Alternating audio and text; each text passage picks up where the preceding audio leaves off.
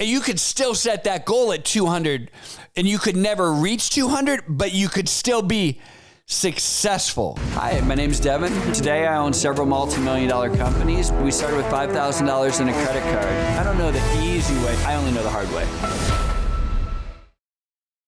Hey everyone, welcome to the Whiteboard Entrepreneur podcast, where I give straightforward advice to fuel the entrepreneur in all of us. I'm Devin Dickinson. Today I want to talk to you about what your definition of success is. I have it up here on my whiteboard behind me, and it's your definition of success. And I think it's very important, the your part. What is your definition of success? Because everyone probably has some different definitions of success.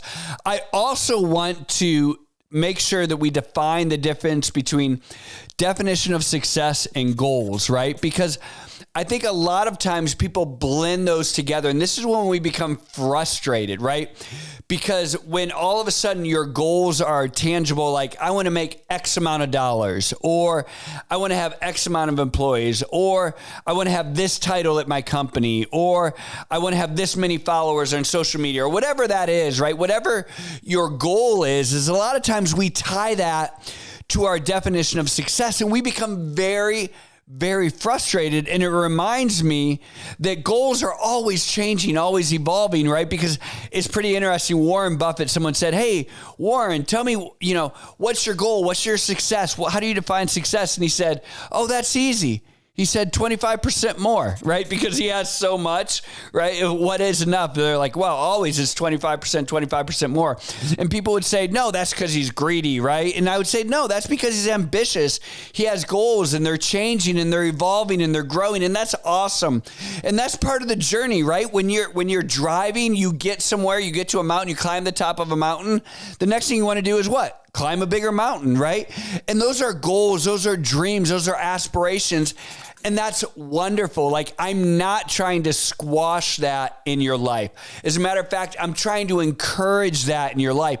I want you to have goals, and I want your dreams and goals and to change and evolve as you grow. Because, frankly, if you're at the gym and you're doing 200 pounds and that was your big goal, like, what happens when you go to the gym next week? What's your goal? Well, obviously it's 205, right? And that's growth, and that's awesome. And I love that, right? But that achieving your goal cannot be your definition of success.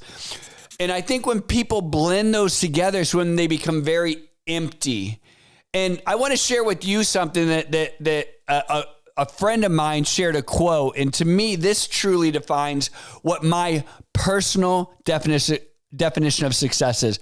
It might be totally different for you. Yours might have to do with family. Yours might have to do with purpose and fulfillment or whatever it is. But for me, this quote, I think, really encapsulated. It said, when I stand at the end of my life before God, I want to make sure that every single minute, every single bit of talent that I had, I used everything for Him. And so that, to me, is my definition of success. Now, there's a lot of goals that I have baked in there, right? This is one of them, kind of growing this, making this better. But my definition of success is giving all the talent that I have, every last bit of talent, and making sure that I spend all of it, right? And so what that means is, even if I haven't hit the dollar goal, or even if my company's not the size that I want, as long as I know that I'm spending everything, every bit of talent, all my energy, as long as I'm spending everything, I'm successful, right?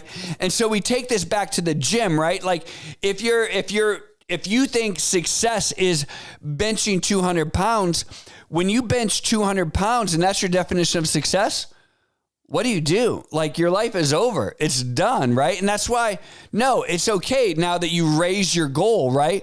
But what happens if your definition of success is 200 pounds, but you never get there and you're stuck at like 190 and now you're getting older, now you're at 180, 185, and all of a sudden you're going, oh my gosh, success is defined on me being able to bench 200 pounds, but I'm never going to get there for whatever reason.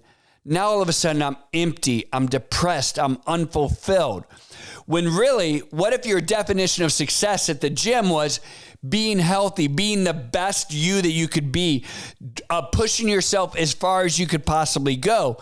And you could still set that goal at 200, and you could never reach 200, but you could still be successful. Does that make sense?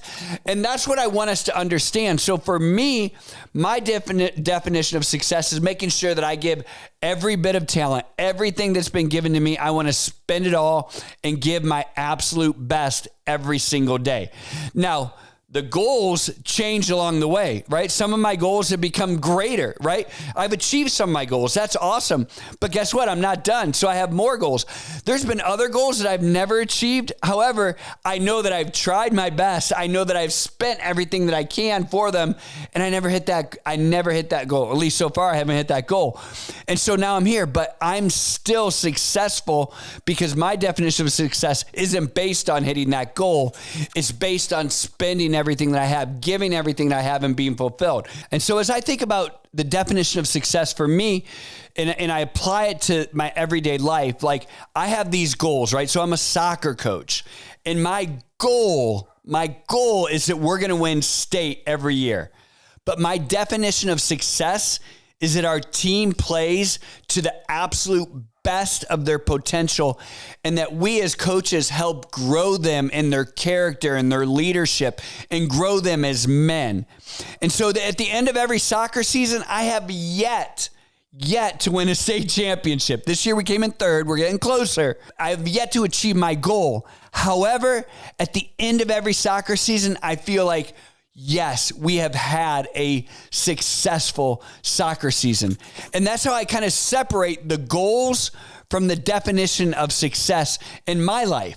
Now, if your definition of success is being able to have and spend everything and give everything that you can, all the family time that you want, if your definition of success is being able to own your own time and own your own schedule, if your definition of success is, having a job that's fulfilling and purposeful, again, you can set goals, but your definition of success is different and separate from your goals.